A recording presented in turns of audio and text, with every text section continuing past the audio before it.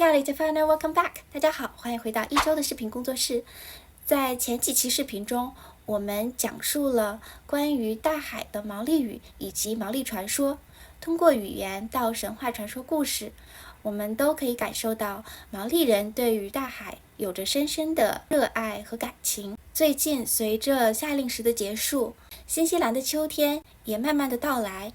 在新西兰的海边，人们开始捕捞秋季水产。当然，也由于秋天雨季的来临，有些地方引发了洪水。作为人类，又可以用什么样的方式来保护自然呢？那这期视频我就想和大家一起聊一聊一种古老又智慧的毛利保护自然环境的方法，叫 Lahui。大家准备好了吗？我们开始吧。首先，我想带大家了解一下，到底什么是 Lahui。Lahui 其实就是一种由毛利部落制定或设立的限制令，它限制的内容通常用于禁止在一定的环境中采集、捕猎或者活动，目的是让大自然休养生息，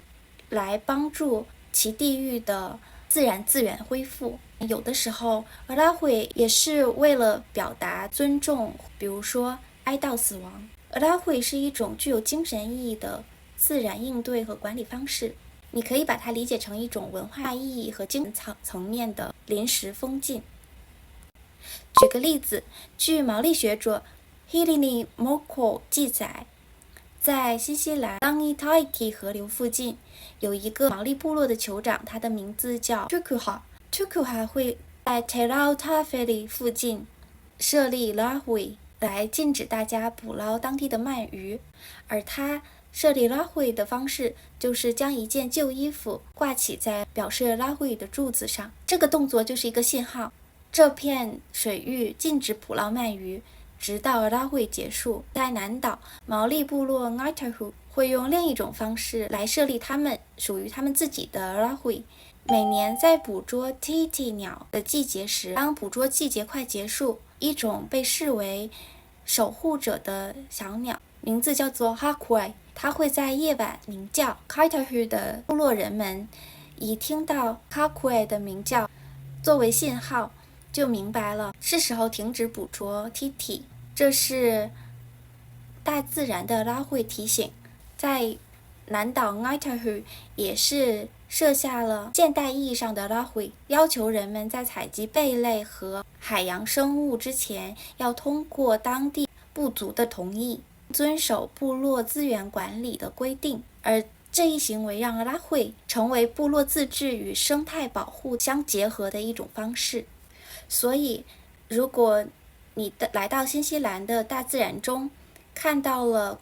像这样或这样的 Lahui 牌子，请再三确认，因为这片大自然正在修复，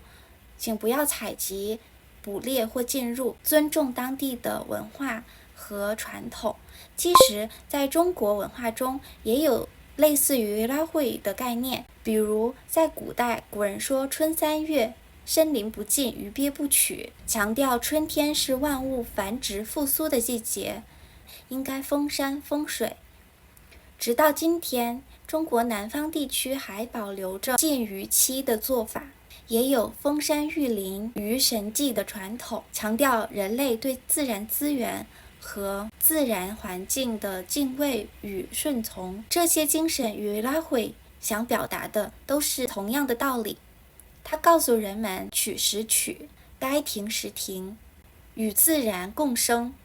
而并非征服。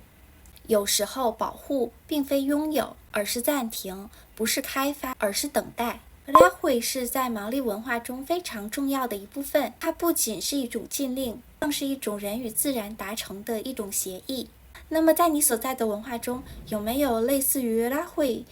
对大自然保护的传统呢？你又是怎么看待暂停的禁止和长久的保护呢？欢迎在我的评论区里留言。这期视频我们就到这里啦，我们下期见。Ka kite ano